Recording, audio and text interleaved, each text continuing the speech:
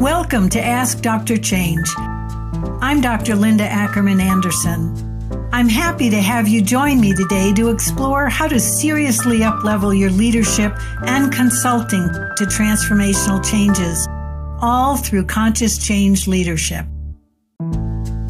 Welcome. Today's episode is about understanding the impact of why change. Are you moving to something or are you moving away from something?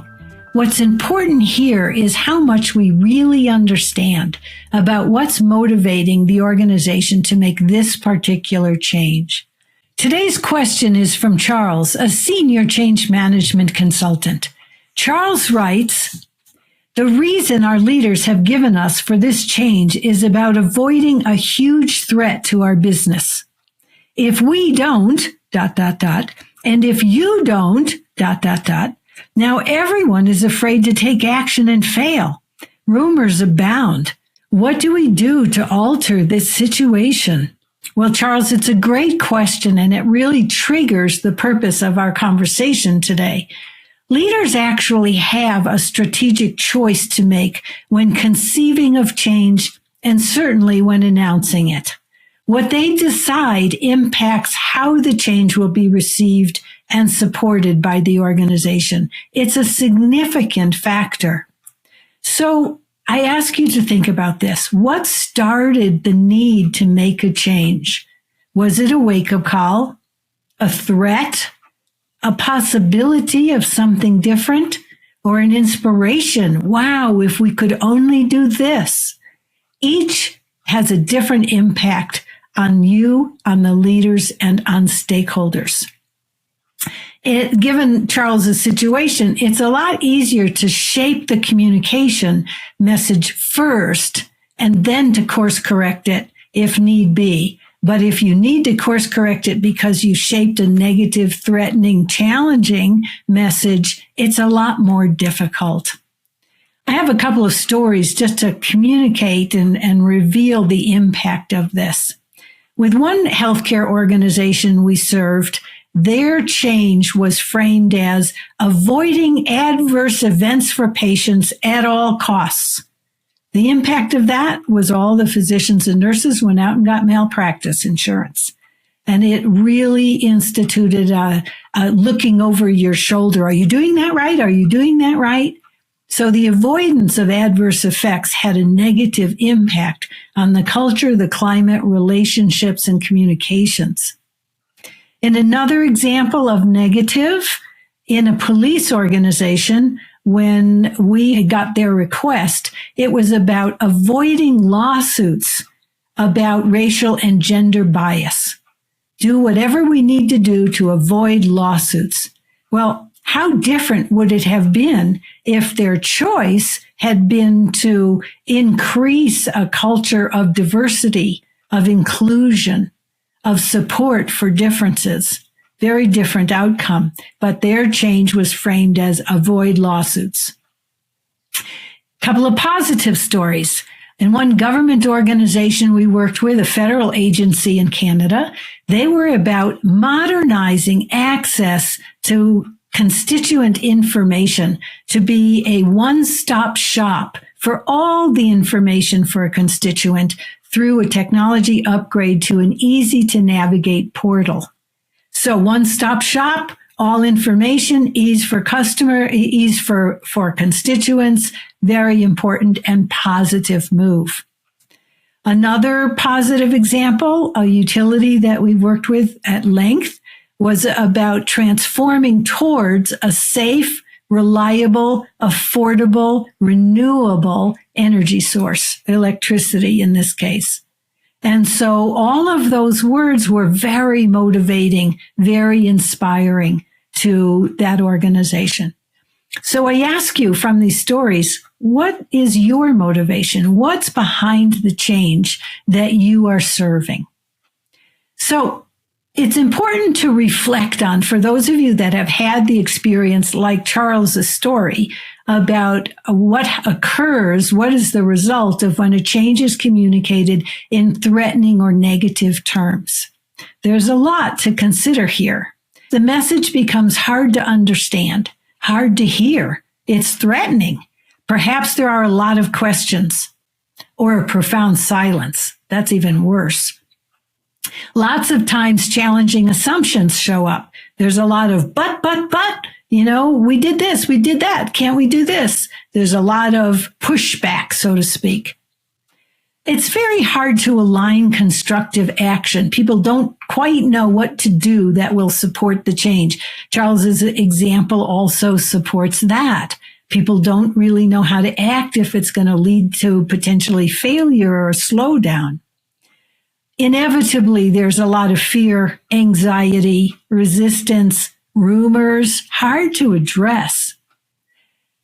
In some organizations, their choice is to throw the baby out with the bathwater, which is a negative response. We've been doing all this time. You don't want us to do it anymore? Okay, gone. That removes the possibility that some of what they were doing is really actually needed and positive. Lots of feelings of fear of failure occur, and it's hard to sometimes recognize that and to know that it is there. So what's required is a paradigm shift for leaders. And again, to restate, that paradigm shift is about framing the message around change so that we are going for something we choose versus running from something that is frightening us, scaring us, threatening us. It's a paradigm shift and an important one that we can support. So how do you turn around a situation like Charles's situation when the negative message is already out there? I want to give you a series of steps and aspects to think about if you have the opportunity to influence. Well, let's start there. Do you have relationships with sponsors so that you could actually go talk with them about the impact of a communication? Perhaps challenge them, perhaps educate them. Do you have the access to be able to go talk with them? In my early days, when I knew I had to go talk to in this case, the president about a change he was initiating, I went to my boss, who was the EVP of admin and human resources, and we went together. He understood. I had access to him, and we went together. So perhaps you can do that. Let's assume you can get a meeting. Let's assume you can have this conversation. First thing in the conversation is to set context for it about shifting the message while retaining people's motivation to change. So that's the outcome that you're after. It would be important to describe the reactions you're observing in the organization in neutral terms. So it doesn't provoke defensiveness or in any, negative shame on behalf of the leader who put the message out there. So neutral terms, people are concerned. Absence of the word, they're afraid, they're hysterical, they're terrorized. So the people are concerned. They are confused.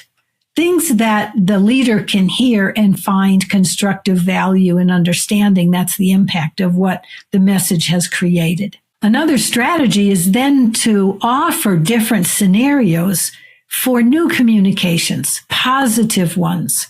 What's in it for us to do this? What's in it for you as leadership? What's in it for our stakeholders? We'll get back to this. That's an important one. Here's the possibility of what we're attempting to do. And so to put more meat on the bones of any of those frames so that they are attractive, compelling, inviting, and even enticing. It's important to suggest compelling language that the stakeholders will actually relate to. So is the change about increasing their safety, increasing their competence to deliver, giving them more power or more influence, more input, greater clarity? Whatever the positive benefit is to the stakeholders, that's language you want to use. Now, it's not to say that you can't also describe if there is in fact a threat. If it's real, it needs to be described. But it can be also done in neutral terms, not to negate its power, but so that it doesn't entice or excite threat and upset. So you can have both, but your focus is on the positive. It's acknowledging this is what we're up against. This is the challenge we have. And this is what we're going for. Focus on the positive. Always offer support to frame new communications, and always confirm a next step in your process to talk further, because you always want to stay on top of the reactions in the organization when additional communications come out, especially one that course corrects or shifts the focus of the change. So what is compelling to stakeholders? What are the kinds of things you can put into a message to make it more positive, more compelling about the change that's being launched? What can you say that would have stakeholders choose to make this change? So I have a variety of things to mention to you. First up is, how do you make the change relevant and meaningful? Relevant is about having a stakeholder realize that their work, their contribution fits and serves something larger than them. And what the whole organization is about, or what their department is about, or what the community needs, that there is a larger context that they contribute to. That's relevance. Meaning is more personal. It's, what does it mean to me? How does it impact me? How do I make sense of what is being done here? And how do I fit into it? That's an important one. Help stakeholders to find themselves in the change. What will they be doing? What will it be like for them when the new reality is in place? That also gives them relevance and meaning. You might also talk with them about what our future actually will look like when we put this in place, so they can imagine it. It's not just words. They can actually imagine the organization functioning in the new reality. Another strategy is to talk about what's possible if we can create this together. Having a senior leader say, I need you. I need your best input. I need your contribution. I'm recalling an experience we had that was very moving with back when the electric utilities were deregulating. Now, so it goes back a little ways.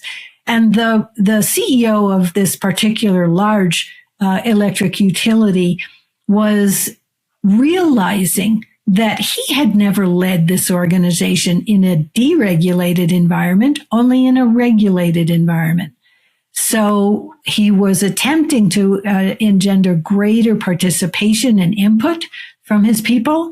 And he announced in a major visioning meeting, I need you. I've never lived in a deregulated environment. We have to figure this out together so that we can continue to grow and be successful and thrive and expand in our new reality. But I don't have experience in that reality, so I need you. Very powerful message, very powerful frame. You might also describe the new reality working effectively, working perfectly, so that people can say, oh, I get what it's supposed to be like. And then asking, what can you contribute to that? What do you want to do in this new reality? What would turn you on? What would make it exciting for you to do this? You may need to tailor to different groups, different audiences, different stakeholder groups, because their needs or their contribution is different. Also very important to do. You might ask them, how do we want to be seen by our customers, by our community, our constituents, by the media, so that we are seen in a positive light, rather than the usual criticism so many organizations get from external sources. So be thinking about, how do we want to be seen, and what do we need to do to accomplish that? And you might also talk about the values that the change demonstrates and supports. Is it about being more adaptable, more open, more empowered, working in greater partnership? There's a whole variety of values that the organization may have that the change furthers, demonstrates, and models. Very important.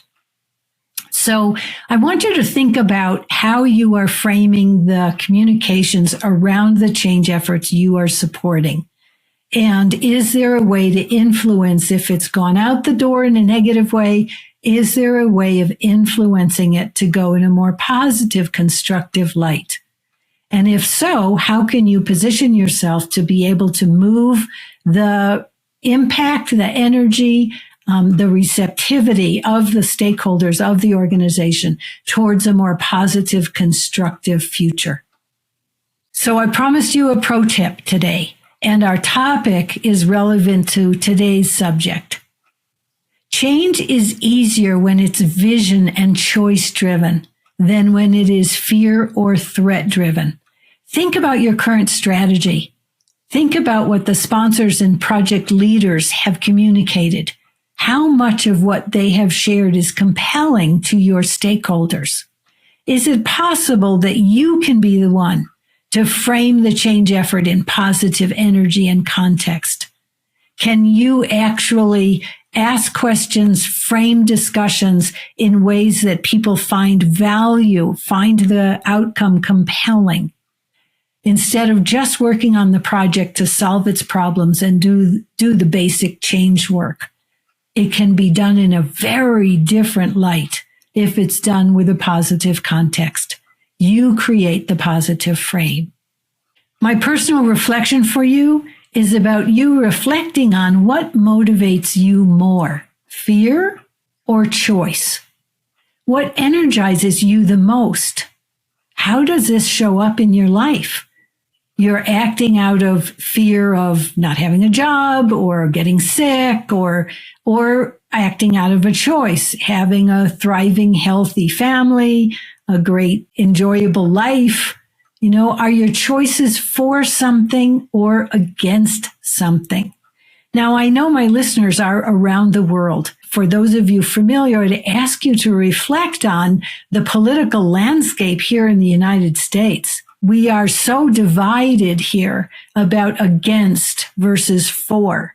And this is truly at play in what's happening here in our own country.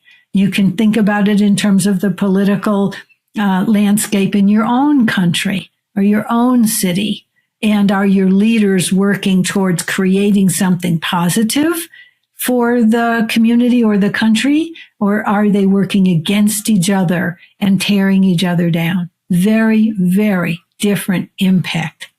Now, you can have both because both exist, threat and possibility. But it's what you focus your attention on. So again, personal reflection. Where are you putting your attention? How does that feel to you? How does it land on you? Can you sustain it? I invite you to give yourself permission to go for the possible, to go for the choice, and to go for creating or co-creating something that will have a lasting positive impact on your life. Thanks for spending time with me today. I hope you found some value. Today's subject is one of the key topics that we feature in our Leading Transformational Change online program. If you'd like to learn more about leading transformational change, go to beingfirst.com/LTC. Thanks for spending some time with me today. I hope you gained some valuable insights for your work. Please send me your questions and challenges by going to askdrchange.com.